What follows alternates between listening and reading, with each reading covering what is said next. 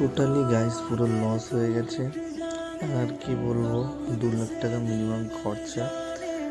গাড়িটা তো 3 ঘন্টার উপরে তুলে দিয়েছি। তো আমি এখন আছি কৃষ্ণনগর রোডে।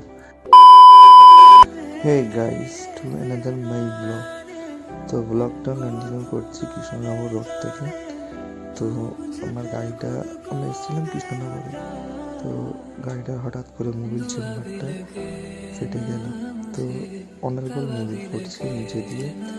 তো তার ফলে ইঞ্জিন গরম হয়ে যাচ্ছে। তো আমি দেখলাম নিচে খুব মোবিল পড়ছে। তো এখানে যারা কার মেকানিক আছে তারাও পর্যন্ত আমার গাড়িতে হাত দিতে চাইছে না। কি করব বলো এবার? পেট্রোল পাম্পের উপরে দেখো গাড়িটাকে কি অবস্থায় আছে। মোবিল চেম্বার ফেটে গিয়েছে, মোবিল পড়ছে। তো এখানকার মিস্ত্রিদেরকে দেখিয়েছি। তো এনারা বলছে যে আমি এই গাড়িতে টোটালি হাত দিতে পারবে না। তো এখন কি করব, এখান থেকে কলকাতা নিয়ে যেতে গেলে অনেক খরচা বলেছে টুইন ভ্যান করে। তো টুইন ভ্যান করে গাড়িটাকে তুলে দিয়েছি। কৃষ্ণনগর থেকে কলকাতা যাবে 30,000 টাকা। তো ওখানে গিয়ে টোটালি খরচা বেরিয়ে যাবে আরও 1-2 লাখ টাকা। তো 1-2 লাখ টাকায় তো অনেক কিছুই চলে আসবে। একটা বাইক KTM 390 চলে আসবে। তো কী করবো আমি সেটাই বুঝতে পারছি না। আর আমার টোটালি মাথাটা খারাপ হয়ে যাচ্ছে। হঠাৎ করে কি করে মোবিল চেম্বারটা ফেটে গেল, গিয়ার বক্সটা ভেঙে গেল। তো বুঝতেই পারছি না কি করবো। ডাক্তারকে বললাম আমি আমার অ্যাড্রেসটা দিয়ে দিচ্ছি, আপনি ওখানে নিয়ে যান। তো মানুষের, আমার মনটা এত খারাপ লাগছে। গাড়িটাকে সবে নিয়েছি, তারপরেই এত বড় ক্ষতি হয়ে গেল। কী করবো সেটাই ভাবতে পারছি না। তোমরাই বলো, গাড়িটাকে বেছে দেবো, সেল করে দেবো, নাকি রেখে দেবো নিজের কাছে? টোটালি পুরো লস হয়ে গেল। আগে তো ইউটিউব থেকে সেরকম কোনো ডলারই পাচ্ছি না কোনো। ঠিক আছে, তার উপরে এরকম খরচা যদি চলে আসে তাহলে কী করে কী হবে? গাড়িটার অবস্থা থেকে ছোট্ট ইঞ্জিনের উপরে আছে গাড়িটা। আর সাবস্ক্রাইবার এসছে আমার সাথে দেখা করতে। আর এখন তখন আমি দেখা করতে চাইছিলাম না, তাও তাদের সাথে একটু কথা বলছিলাম। কিছু করার নেই, মাথাটা টোটালি খারাপ হয়ে যাচ্ছে। কি বলবো, কিছু বলার নেই। এখানে এমন সিচুয়েশানে পড়ে গেছি না, কিছু করার নেই। আমি একটা আমার ফ্রেন্ডকে ফোন করলাম। দেখো, মোবিল চেম্বারের গাড়িটাকে রেখে যেতেই ইচ্ছা করছিল না, কিন্তু গাড়িটাকে এখানে রেখে যেতে হবে। ওরা ডেলিভারি করবে বলে দিয়েছে, কিন্তু আমি গাড়িটাকে ছেড়ে যেতেই চাইছিলাম না, এত কষ্ট হচ্ছিল। তো ফাইনালি ছাড়তে হবে গাড়িটাকে, ওরা নিয়ে যাবে। তারপরেই দেখতে হবে কোথায় কী প্রবলেম হয়েছে। কিন্তু আমি দেখতে পাচ্ছি যে মোবিল চেম্বারে ফেটে গিয়ে 5 দিন এখনও টাইম লাগবে যে গাড়িটা ঠিক হতে। তো ঠিক হলে হবে, নাহলে না হবে। তো অনেকই খরচা পড়ে যাবে। তো গাইস, তোমরাই বলো, গাড়িটাকে সেল করে দেবো? আমি এটাই ভাবছি, গাড়িটাকে পুরো সেল করে দেবো, রাখবো না নিজের কাছে। আর এই খরচাটা এতটাও অনেক খরচা, হেভি খরচা হয়ে যাচ্ছে। তাই জন্য গাড়িটাকে পুরোপুরি সেল করে দেবো, এটাই ভাবছি। তো কেউ যদি নিতে চায় তো ড্রিম করবে। তো আমি গাড়িটা টোটালি সেল করবো। এতটা খরচা ওঠানো যাবে না, অনেকই খরচা পড়ে যাচ্ছে।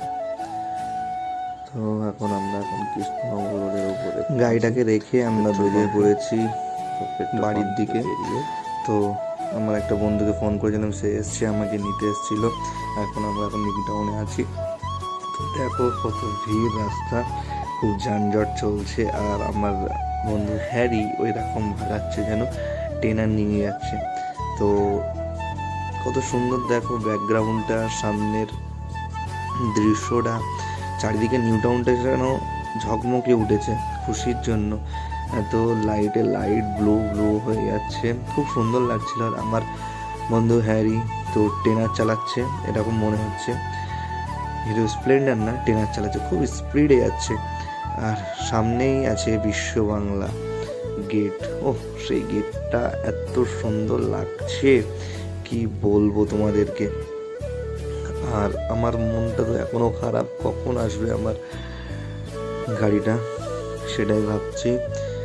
তো টুইন ভান আমি তুলে দিয়েছি, এখন আসবে কখন সেটাও জানি না। ওরা এসে আমাকে কল করবে বলেছে, তো আসলে আবার তোমাদেরকে দেখাবো কি কি কোথায় কি হয়েছে। তো সেরকমভাবে দেখাতে পারিনি কোথায় মোবিল চেম্বারটা ফেটেছে, তোমাদেরকে দেখাবো সেটা। আর হ্যারি বলছে চিন্তা অত করিস না, সব ঠিক হয়ে যাবে। আর ইউটিউব থেকে তো সেরকম ইনকামও হচ্ছে না যে আমি টোটালি খরচা করবো ওখানে। এই তো সেই বিশ্ব বাংলা গেট, দেখো খুব সুন্দর সাজিয়েছে। আর টার্মিনাল দিয়ে যাচ্ছি, নিচের টার্মিনাল, বাহ খুব সুন্দর টার্মিনাল। এটাই টার্মিনালটা করেছে যে এয়ারপোর্টে সম্পূর্ণ যারা তাড়াতাড়ি যেতে পারে, তাই জন্য টার্মিনালটা করা। তো আমাদেরও সুবিধা হয়েছে খুব সুন্দরভাবে টার্মিনালটা করে দিয়ে, মানে এয়ারপোর্টে যেতে না লেট হয়, আমাদেরও বাড়ি যেতে না লেট হয়, সেই জন্য করে দিয়েছে। তো গাইজ ব্লগটা দেখো আর আমাকে ডিএম করো, আমি কি করব সেটাই ভাবছি। তো তাড়াতাড়ি ডিএমটা করে দাও আমাকে, আর একটু সাপোর্ট করো, সাপোর্ট চাই তোমাদের কাছে থেকে। ইয়োলো কার্ডটা দেখো, বাও জাস্ট অসাম, খুব সুন্দর লাগছে। রেষারেষি চলছে আমাদের হ্যারি ভাই, যা রাইড করছে গাড়িটা, পুরো রাইডার হয়ে গেছে, রাইডার বয়। তো ভাইকে একটা বাইক গিফট করবো, টেনার। তো হিরো স্প্লেন্ডার চালাচ্ছে, আমি দেবো টেনার। তো টেনার দেওয়ার পরে ভাই দেখি কত স্পিডটাও নিয়ে দেবো, আকাশে মনে হয় ওড়াবে তখন। তো হাসছে মনে মনে, তো বলছে কবে দিবেন। তো আমি শিখতেই দেবো ইউটিউব থেকে, আরও যেদিন আমি আর্নিং জেনারেট করতে পারবো। তো ভাই আর্নিং জেনারেটটা যেন আরও বেশি হয়, তোমরা একটু দেখো, আমাকে একটু সাপোর্ট করো। আর কিছু তোমাদের কাছে